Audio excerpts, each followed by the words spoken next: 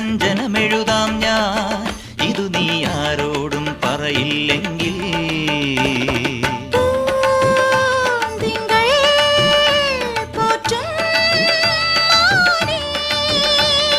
കനകത്തിൻ താമരയിൽ പ്രണയത്തിൻ താളുകളിൽ ശാകുന്തളമെഴുതുമ്പോൾ ആരോടും